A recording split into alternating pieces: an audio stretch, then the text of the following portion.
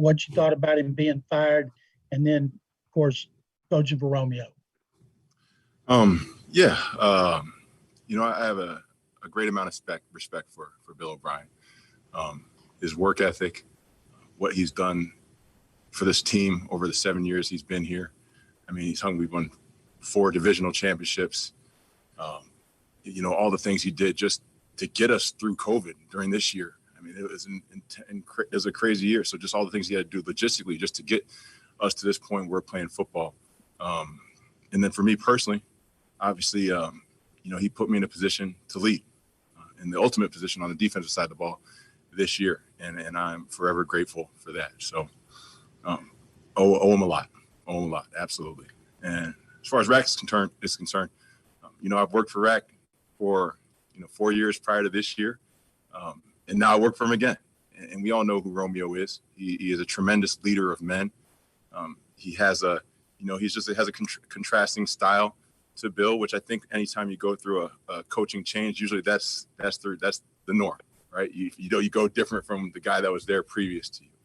So I think Romeo's going to do a good job. I think he's going to do a tremendous job.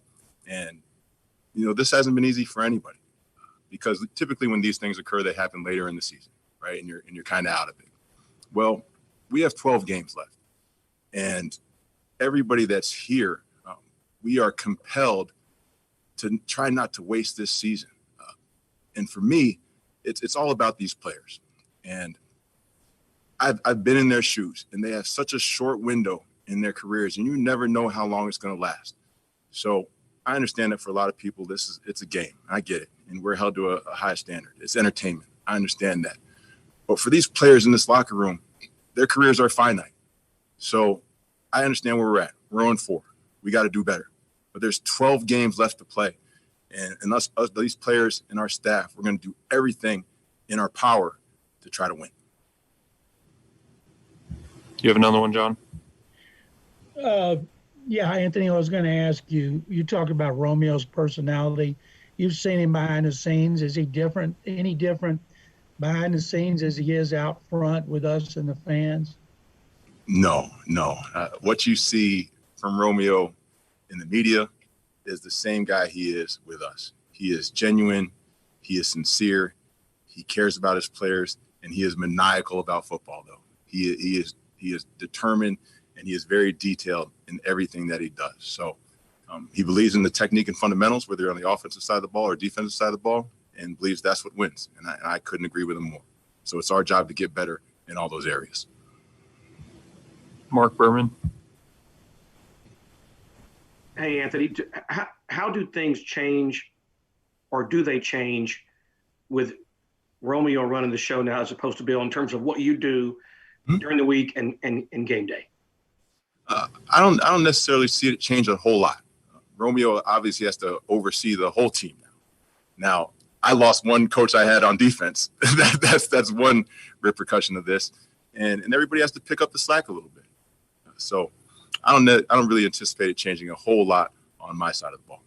Did you notice anything different about practice yesterday? I mean, when you have a change, that it can. Do you notice anything connected to that different about the way practice went?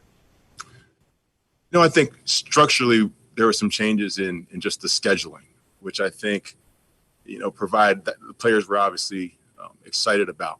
But other than that, the game is the game. Regardless of whether there's a coaching change. I mean, I was here a year ago when, our GM, Brian Gang, God bless him, I love him, a phenomenal human being, was fired in June.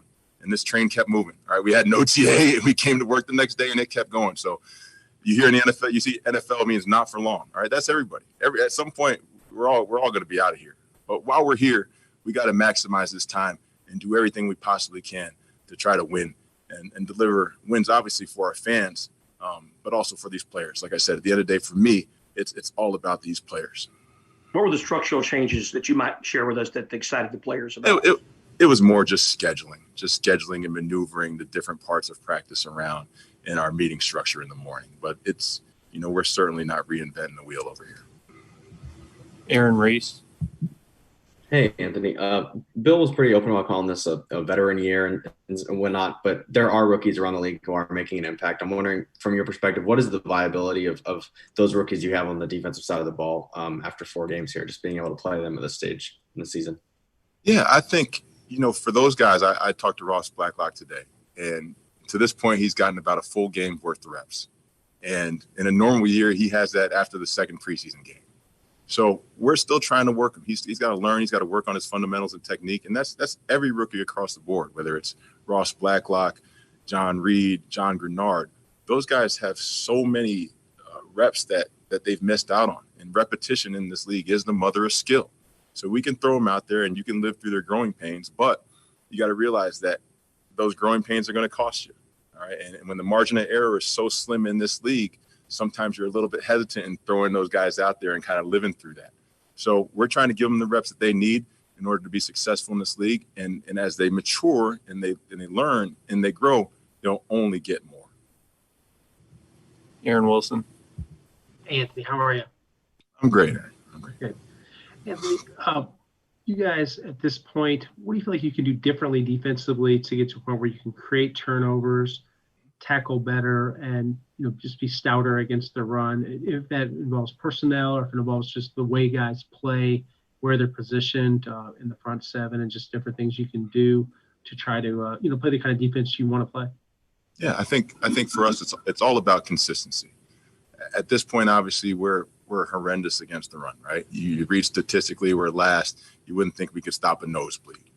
But in yards per attempt, now we're more middle of the pack. We're 23, 24. So we've been a victim of the X play run, all right, which to me, it's not a matter of personnel. It's not a matter of scheme, but it's a matter of consistency, whether that's in fits and technique and fundamentals or in missed tackles. We have to find a way to be more consistent. So that's something we try to work on every single day. And you hope it has to happen soon. We got to break that wall soon, and we got to play the potential that we believe that we could, the standard that we believe we can reach. How is Justin Reed doing? Justin's a guy that was one of your top defensive players. How's he done so far? Baltimore, some games, have been better than some others, just like everybody. But how do you think he's done overall? Thank you. I think Justin's done a good job. He's making an effort to try and go out there and lead in a very different environment. This is a game that requires togetherness and trust and being able to communicate with one another. And sometimes it's one-off conversations that you're having in a sauna or something like that. Well, this year we're not able to have that. So I think some of that stuff we're missing. All right, we're missing in this game. But him personally, I think he's doing everything he possibly can to go out and deliver for this football team. He's determined, he's committed, and he is a tireless worker. So I think as the year progresses, he's only going to get better and more consistent. Berman. Anthony, when you have a change like this, and you pointed out NFL not for long, when you have a change like this, it creates automatic uncertainty about the future. How is that easier said than done to put that out of your mind, your assistant coach's mind, staff's mind, that there's uncertainty now beyond this year? Yeah, I mean, it is for me, Mark. I very much just live in the moment. I talk to my guys about maximizing the X, right?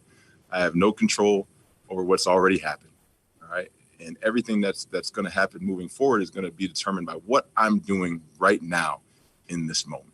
And just like I said earlier, this isn't, we're not sitting here at 4-8 with 4 games to play, or 2-14, 2-13 with the game to play. We have 12 games to play. So we're certainly not just going to fold up and lay on the mat. All right. We're down right now. I get it. But the only way we dig ourselves out of this is to fight and to keep working and just to get back to work with a channeled, focused energy and do everything we can to try to earn the right to win on Sundays. Okay. Thanks, Coach.